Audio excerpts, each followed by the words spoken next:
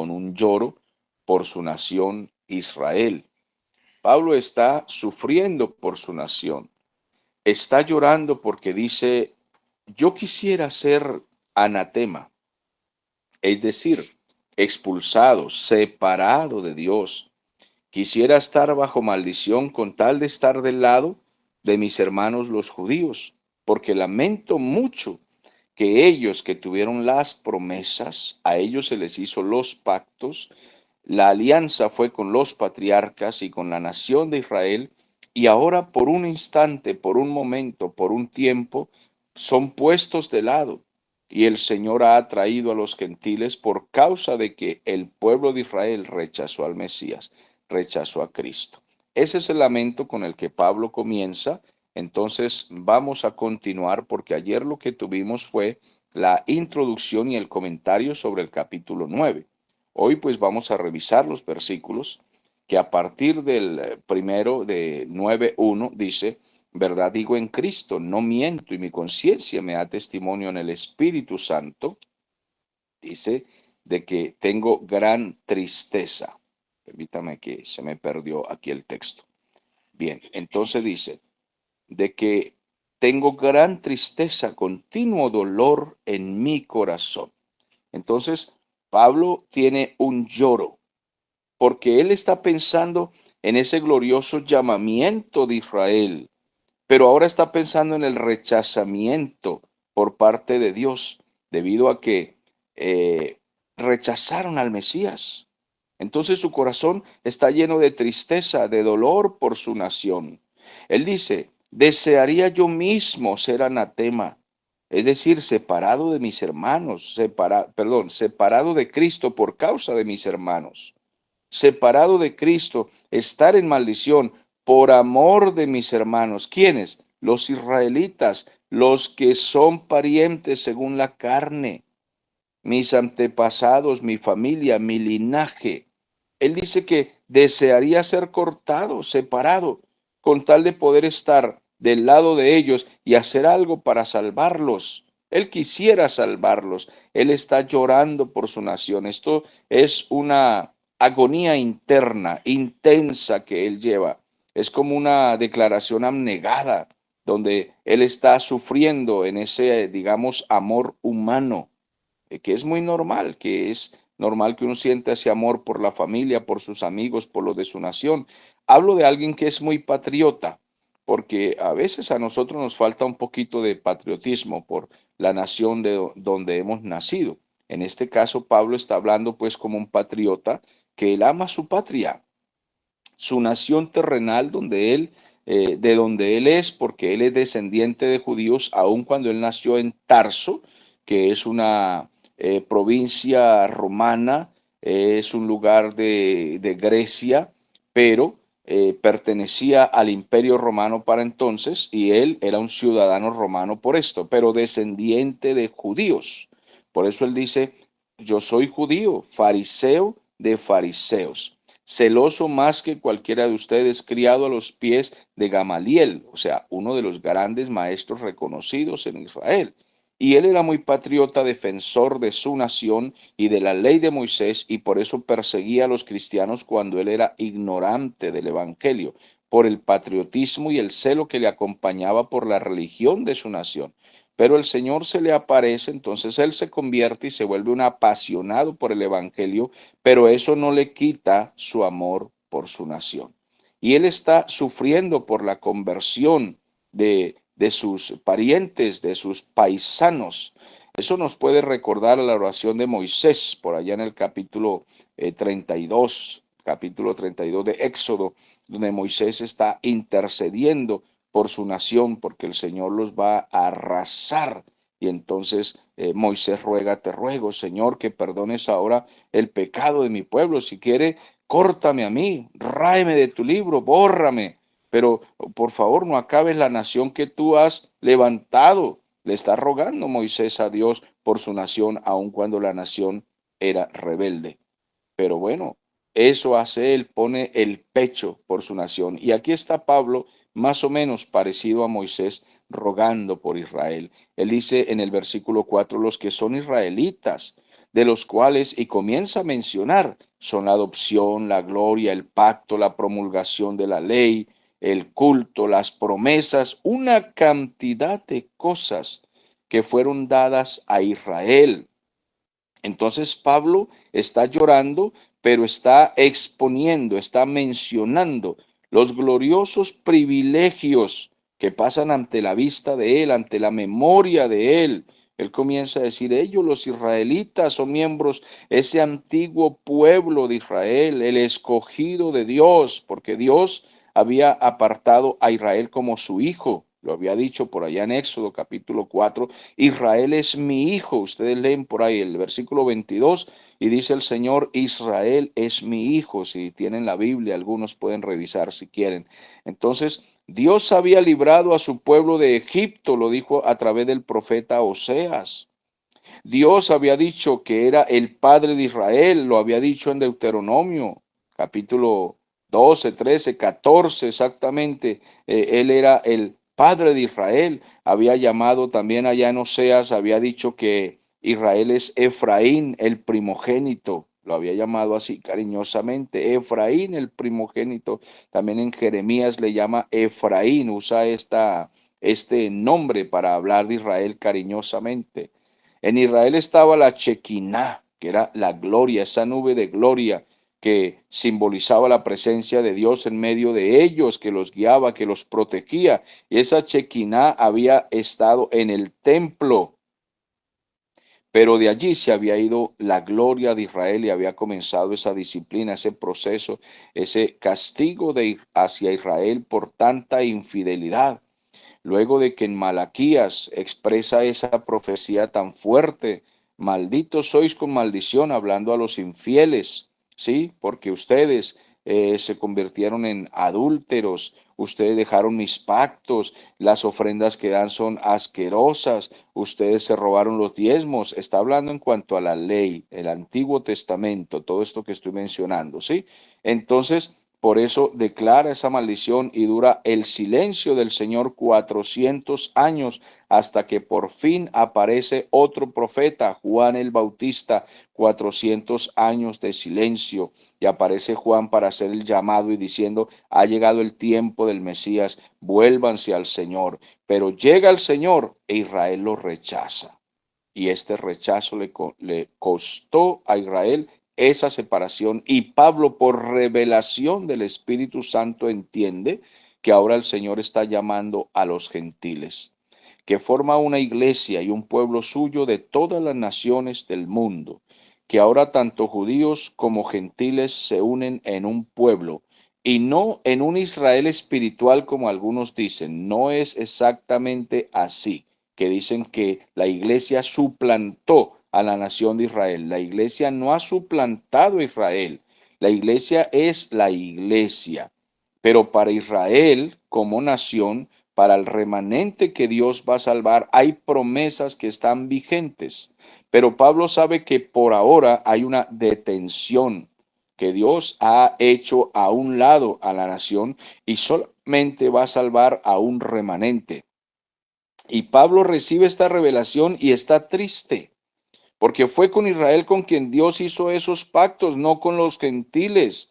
Fue con Israel con quien Dios celebró el pacto, vamos a lo que algunos llaman el pacto palestino. A mí no me gusta mucho decir el pacto palestino, no aparece así en la Biblia, algunos lo llaman así, que es la promesa de la tierra que les dio desde el río de Egipto hasta el Éufrates. Cuando usted revisa el mapa de lo que está prometido por allá en el capítulo 15 de Génesis, es con Israel, con quien hace ese pacto, le dice a Abraham que a esa nación, a su descendencia va a ser una nación y le va a dar esta tierra. Y cuando revisa el mapa, es mucho más de lo que es Israel hoy. Israel hoy es pequeñito para la cantidad de tierra que el Señor les prometió. Por eso es que los árabes quieren destruir a Israel, porque el mapa es gigante, gigante, así como Rusia es gigante. Entonces los árabes dicen, o sea que estos pretenden quedarse con todas nuestras tierras. Bueno, el Señor les prometió a ellos una tierra que todavía no han tomado y que creemos que en el reino milenial el Señor entonces pondrá a Israel a reinar por encima de los gentiles y esto lo odian muchos. Y por eso hay una guerra constante del diablo contra ellos y usa a reyes, a poderosos gobiernos para acabar con Israel. Y muchos han jurado que van a desaparecer a Israel y los que juran desaparecen. Dios los extermina, los acaba. Entonces Pablo conoce todas estas cosas y él está triste y está llorando por el futuro de Israel. Él desea que Israel se arrepienta. Él desea que estos pactos se cumplan. Fue a Israel a quien se les dio la ley. Ellos fueron los destinatarios. A Israel se le prometió que de ellos vendría el rey Mesías, y todos los reyes que hubo en Israel eran un tipo de Mesías, pero ninguno de ellos era el Mesías. David no era el Mesías, Salomón no era el Mesías, bueno, mucho menos Saúl. Y todos los que vinieron después de David, del linaje de Judá, no fueron el Mesías. Era un tipo de Mesías, pero fueron reyes imperfectos.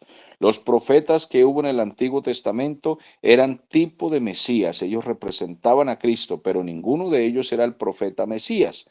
Ellos anticiparon la venida del Mesías, lo representaban de alguna manera. Todo lo que en el Antiguo Testamento hubo, como los corderos, los sacrificios, el templo, el tabernáculo, todo era tipo de Mesías, pero después vino el propio Mesías y todo lo que era sombra pasó. Pero como Israel rechazó al Señor cuando vino, entonces ahora Pablo entiende esto.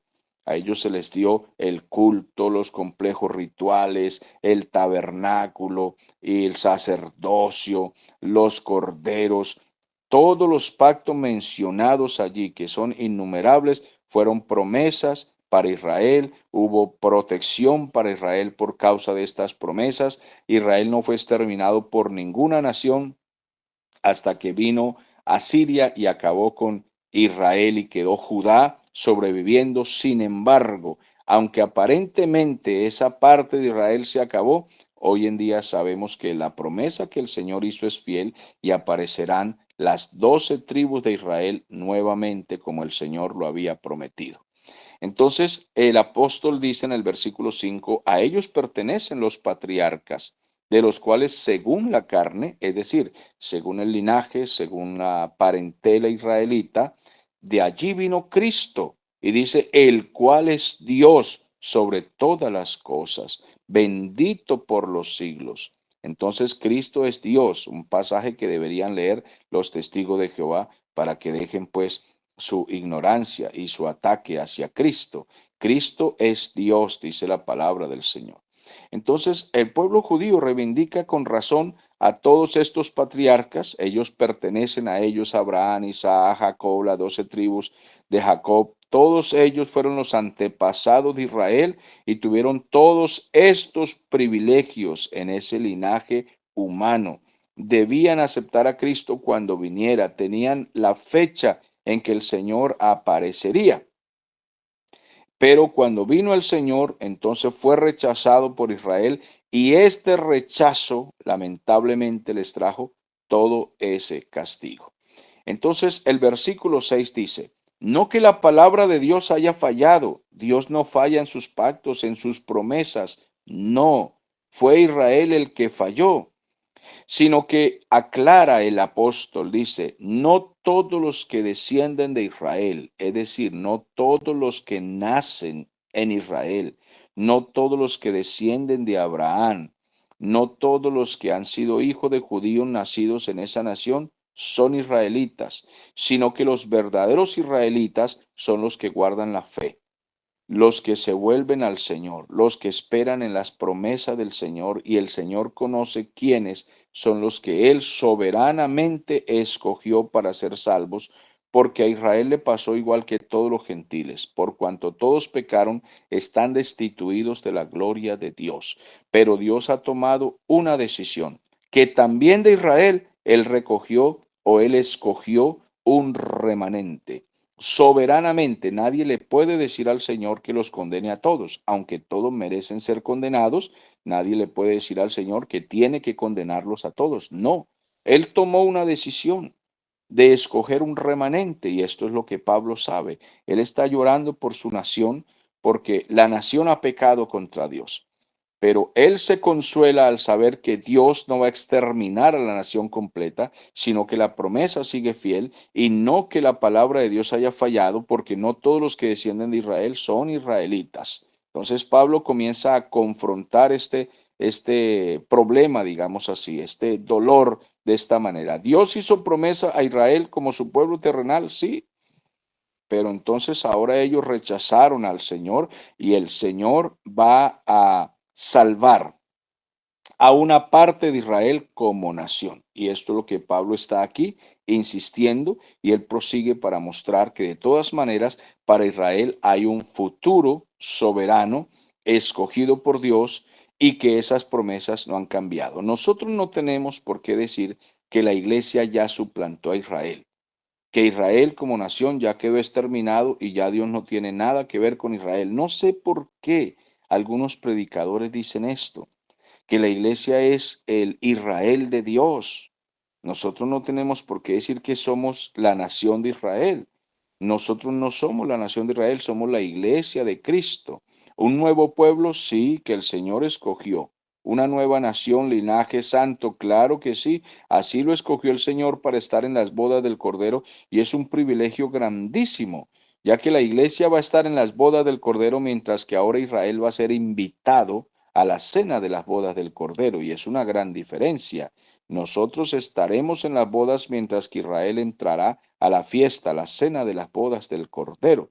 Bueno, eso es lo que está escrito en la palabra y así lo decidió el Señor, y ahora nosotros debemos gozarnos de qué gran privilegio, porque todas las promesas y pactos fueron hechos con Israel, mientras que en el nuevo pacto nosotros fuimos añadidos.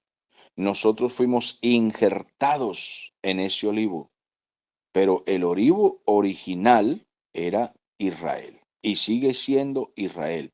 Dios tiene dentro de la nación de Israel un remanente de genuinos creyentes que Él va a salvar, a quienes les va a dar todas las promesas que el Señor hizo a los patriarcas. Y en el reino milenial, reino de 1000 años, eso se cumplirá. Ahora, no por ser descendientes de Abraham, como dice el versículo 7, no todos son hijos suyos por ser descendientes de Israel, sino de Abraham, sino en Isaac te será llamada descendencia. En Isaac es en la promesa. Y es en la promesa, no por ser descendiente de Abraham, porque los árabes también son descendientes de Abraham. Y el Señor dijo, es que hasta de las piedras puedo traerle descendientes a Abraham. Ismael es el padre de los árabes. Acuérdense que Ismael, para los que no saben o no recuerdan, Ismael es el hijo de la cocinera, de la criada. Es el hijo de Agar, una egipcia que estaba en la casa haciendo los oficios, y Sara era viejita y estéril y era la esposa de Abraham, y le dijo a Abraham, acuéstate pues con la cocinera, con la criada, y le engendras un hijo, y pues que así se cumpla la palabra que Dios ha dicho. Y lamentablemente Abraham pues le siguió por el dolor de su esposa, de que ella quería un hijo y que se cumpliera la promesa. Entonces le llevó, como dicen algunos criollamente, le llevó la cuerda a la idea, y entonces embarazó a Agar, y entonces nace un hijo de una egipcia, Ismael. Pero el Señor le dijo, no lo acepto, porque no es esa la promesa. Yo te dije a ti que es de tu esposa, de la viejita Sara estéril, para que la gloria no sea del hombre, para que no digan que Abraham ayudó a Dios. No, Señor, Dios hace lo imposible. Él hace que un viejo como Abraham pueda engendrar en una viejita como Sara, que además de ser viejita es estéril, y es totalmente imposible que ella tenga un hijo, pero Dios es el Dios de los imposibles. Donde no hay esperanza, el Señor cumple sus promesas, y Abraham creyó en esperanza contra esperanza. Donde ya no hay esperanza, Abraham creyó y le fue contado por justicia, y el Señor lo hizo así como lo había prometido. Y es en Isaac que te será llamada descendencia, no en Ismael. No es por ser hijos de Abraham, sino por medio de la fe. Dios llamó a Abraham, puso en él fe, hizo una nación. Y todo aquel que cree en las promesas de Dios, ese pertenece al linaje del Señor. Y no todos creerán, no de todos es la fe. El Señor no decidió que a todos los va a salvar, sino a un remanente. Hizo en Israel lo mismo que hará también con los gentiles. No todos van a creer. ¿Y por qué? Bueno, de eso trata el capítulo 9, porque Dios es soberano y tendrá misericordia de quien Él quiera tener misericordia. No todos los que descienden de Abraham se consideran hijos de la promesa por ser sangre, sino según lo que Él prometió es lo que el Señor hará. Abraham creyó y todos los que crean en las promesas del Señor, a esos es a los que el Señor les concederá la salvación.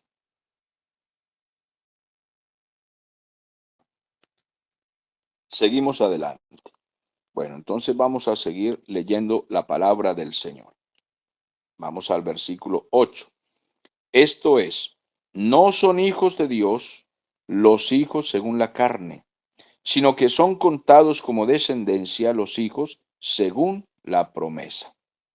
Bueno, lo mismo que estamos diciendo en este comentario, entonces lo que cuenta no es la descendencia física, sino el verdadero Israel es compuesto pues por los escogidos de Dios, que son los que pueden creer, y pueden creer porque el Señor ha puesto en ellos la fe. Esto es bastante difícil, decíamos ayer, de que algunos lo acepten porque Dios lo hace así, pero de eso trata este capítulo. Este capítulo trata la doctrina de la soberanía de Dios para la salvación, tanto de Israel como gentiles, que el Señor es el que hace esto de esta manera, porque Él de los hijos de Isaac, que son Jacob y Esaú, comienza el Señor a explicar qué fue lo que hizo con ellos. En el versículo 9 dice, pues la palabra de la promesa es esta: por este tiempo vendré y Sara tendrá un hijo. Entonces allí nace Isaac. Dios se le apareció a Abraham, le prometió que volvería al tiempo señalado, le daría un hijo. Entonces este fue Israel, no fue Ismael, en fin.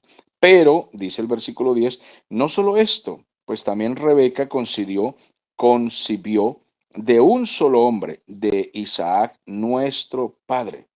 Entonces, este es el caso aquí de la elección soberana. Nace aquí de Isaac, Jacob y Esaú. Nace de Rebeca. Ellos fueron, eh, perdón, de Isaac y Rebeca nace Jacob y Esaú. Ellos fueron pues los padres de ellos, pero estando ellos bebés en el vientre, que tuvo dos, no uno, el Señor hace una elección. Dice el versículo 11, no habían todavía nacido, aún no habían hecho ni bien ni mal, todavía no habían nacido, no se sabía nada de ellos, pero para que el propósito de Dios fuese conforme a la elección soberana y que eso permaneciera bien claro que no era por obras, sino por el Dios que llama, el Señor pronunció un decreto. Los niños que todavía no habían nacido, el Señor hace un decreto y él dice, a Jacob amé, a Esaú aborrecí. El mayor, que es Esaú, el primogénito, él servirá al menor. Y esos son los propósitos de Dios, y Dios ha decidido que Jacob es Israel, y esto por voluntad soberana del Señor. Aquí entonces comienza una batalla en nuestra mente, porque el Señor hace estas cosas, y es lo que algunos lamentablemente pretenden luchar contra el Señor. Dios le dijo en el versículo 12, el mayor servirá al menor. Esa es una decisión de Dios. Señor, ¿pero por qué? Bueno, en los próximos versículos veremos cómo el barro le va a decir al alfarero, ¿por qué haces esto? Entonces fue la decisión de Dios. El mayor servirá al menor. El menor tendría un puesto privilegiado y el mayor estaría subordinado. Y esto pues trajo ciertos conflictos y guerras en el camino, pero Dios lo había decidido así y finalmente eso se cumplió. Aunque al cumplirse hubo aquella trampa que le hizo Jacob a su padre Isaac, entonces engañó a su padre para obtener la bendición, etcétera. Pero a los que aman a Dios, todas las cosas les ayudan a bien. No significa que Dios aplaude las maldades que se hagan, no, sino que todo lo que suceda finalmente, así sea por medio de disciplina, de castigo que el Señor nos imponga, de procesos, el Señor nos va a disciplinar, nos va a castigar, pero finalmente el Señor va a cumplir el propósito que Él ha establecido con los que Él salvó. Finalmente lo va a cumplir, aunque eso a veces nos cuesta mucho dolor. Si usted lee completo la historia de Jacob allá en Génesis, se da cuenta que Jacob sufrió muchos dolores, mucha angustia, fue terrible, incluso su separación de Esaú fue terrible, fueron 20 años de enemistad y Jacob tenía miedo de que su hermano Esaú lo asesinara y se separó de él por mucho tiempo, por muchos kilómetros de distancia para evitar, por miedo a que su hermano lo asesinara. Y por eso aquella noche de aquella pelea de Jacob con el ángel, no te dejaré si no me bendices. Hasta que en la mañana, rayando el alba, el ángel de Jehová, que era el Señor Jesús preencarnado, antes de venir como hombre, el Señor Jesús se aparecía como el ángel de Jehová, luchó con Israel, con Jacob, y ese día le cambió el nombre y le tocó la cadera y lo bendijo para que Jacob volviera a encontrarse con su hermano Esaú. Todo eso. Entonces, como está escrito, versículo 13, a Jacob amé, mas a Esaú aborrecí. Entonces yo creo que el tiempo por hoy se me agotó para este comentario, esta reflexión devocional, pero aquí estamos viendo la decisión soberana del Señor cuando Jacob y Esaú no han nacido y el Señor ya ha tomado una decisión de que Jacob será el padre de Israel. Y de aquí en adelante comienza entonces el Señor a hablar como también su salvación en cuanto a los gentiles también es para quien Él decida.